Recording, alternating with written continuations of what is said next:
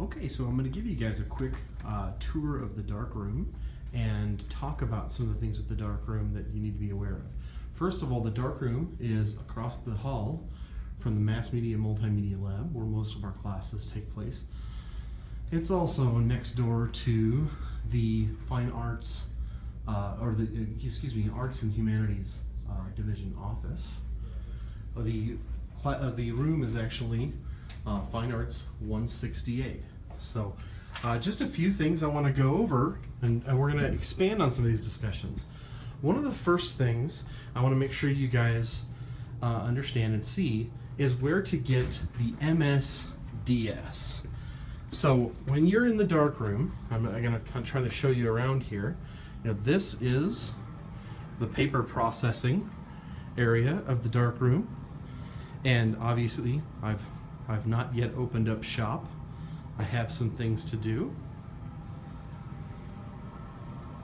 But then we have a film processing area as well in here. Also needs to be set up. But the MSDS, it's a material safety data sheet. And I want to show you where that lives. There's a cabinet in here in between the two rooms. And this folder has all of our MSDS in them. Now, this is here, if you ever have an issue. But I don't expect you guys are all going to come in here and read that. But what I do want to make sure you do is read through the excerpts that I gave you guys in the online content. There's a PDF for you. Okay, so the MSDS is, basically gives us some information about the chemistry that we're using.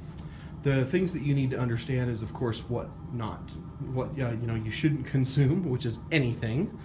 You don't want to get it in your eyes. If you have skin sensitivity, you need to use care. And what I mean by use care is, in the paper processing room, we actually have some gloves and goggles for you to use if you're concerned or if you feel like you're maybe a little bit messy with how you operate in the dark room. So, and when I say if you're concerned, I use the chemistry in here all the time. I use my bare hands, and I don't have any issues. Do use clothing that you're not concerned about. The chemistry can damage your clothes. Actually, I'm going to show you. These are my standard jeans that I wear whenever I'm going to be working in the darkroom, because I have a nice stain on them, and so I don't care if I damage them. One of the rules of the darkroom is even though we do have ventilation, which I'm sure you can hear, the ventilation is good, but I also want you to always keep the door open. So never close the door when you're working in the darkroom. The reason why I want you to keep the door open is because it does two things. One, it gives us additional ventilation, and it also lets me know that there's someone in the darkroom. Chemistry disposal. Some of the chemistry, we have some chemistry here. You can see we have Stop Bath, Fixer, Hypoclear, and PhotoFlow. Some of the chemistry is safe to go down the drain after you're done using it. Some of it needs to be put into buckets for disposal, and I will show you that when I show you how to process. And there's also a sheet that you'll be reading about how to process the chemistry. It's actually in the week 4 content, so you can get that as well. One of the things that I want to make sure that you guys do when you're working in the paper processing area, and I'm probably being a little too over aggressive with moving back and forth. These are the trays that you're actually going to process the paper with. I'll do another video where I show you guys how to set this up. But notice that we have tongs. The tongs are how you are going to transfer the paper from one tray to another. And I want you to use the tongs, not your fingers. When you leave, and actually you can see here one of the problems.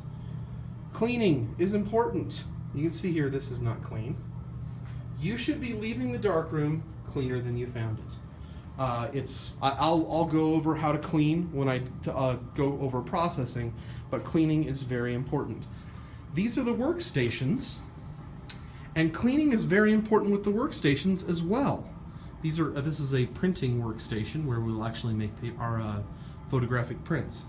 If you don't keep those clean, you actually risk damaging your work or somebody else's work. So always leave the darkroom cleaner than you found it. Some other things as far as how to operate things in the darkroom are going to be found in the syllabus. Things like how old a visitor needs to be before they can actually be in the darkroom for an extended period of time. Here are our drying racks. This is where we put the empty chemistry bottles over here in the corner. In addition to goggles and gloves, if you in fact do run into a problem, we have an eye wash station, and this is in the southeast corner of the paper processing room. And then on the way out of the room, I'm going to walk out of the room here, we're going to find a fire extinguisher.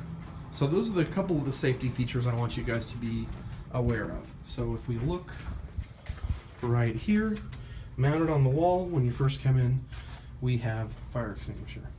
The last thing I want to say before I leave you to look through the MSDS PDF that I've put up, the syllabus information about darkroom safety, and then also looking at next week's materials about disposal of chemistry, is that, of course, we're working with chemistry in here.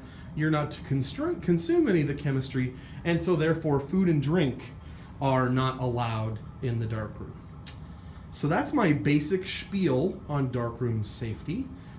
There is going to be a darkroom safety quiz, before you can operate in the darkroom without my help.